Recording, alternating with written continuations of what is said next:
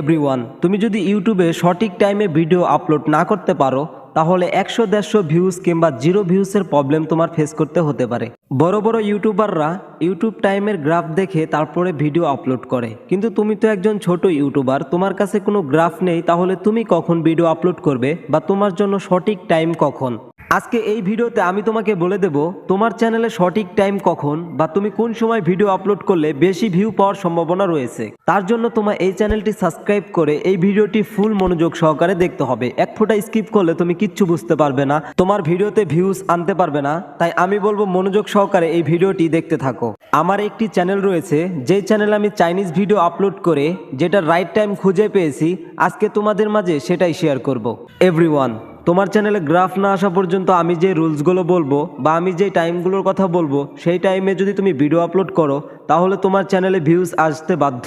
তার জন্য তোমায় 3টা টাইম সিলেক্ট করতে হবে। 3টা টাইমে তুমি 3টা ভিডিও আপলোড করতে পারো বা এই 3টা টাইমের ভিতরে যে কোনো একটা টাইম সিলেক্ট করে যে কোনো একটা ভিডিও আপলোড করতে পারো। তাহলে আমি তোমায় সাজেস্ট করব 3টা টাইমে 3টা ভিডিও আপলোড করাই তোমার জন্য বেস্ট। এভরিওয়ান, তাহলে চলো এবার আমি তোমায় টাইমগুলোর কথা বলছি। বন্ধুরা, 3টা টাইমের কথা বলবো। এই 3টা টাইমে ভিডিও আপলোড করতে পারলে ভিউজ 100% আসবে। সেটা হলো সকাল 9টায় তুমি একটা ভিডিও আপলোড করে দাও, দুপুর 3টায় একটা ভিডিও আপলোড করে দাও, আর সন্ধ্যা 7টায় একটা ভিডিও আপলোড করে দাও। বন্ধুরা, এই টাইমগুলোতে অতিরিক্ত অডিয়েন্স থাকায় তুমি ভালো ভিউ পাবেই।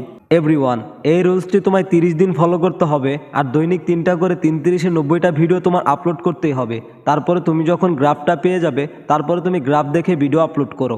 এভরিওয়ান, তুমি আমার এই রুলসটি ফলো করে 30 দিনে 90টা ভিডিও আপলোড করলে তারপরে ফলাফল তুমি বুঝতে পারবে। এভরিওয়ান, যদি তোমাদের কোনো বিষয় জানা থাকে তাহলে অবশ্যই কমেন্ট বক্সে জানাতে পারো। আর আমি আমার এই চ্যানেলটি ইউটিউব রিলেটেড ভিডিও আপলোড দেওয়ার জন্য ক্রিয়েট করেছি।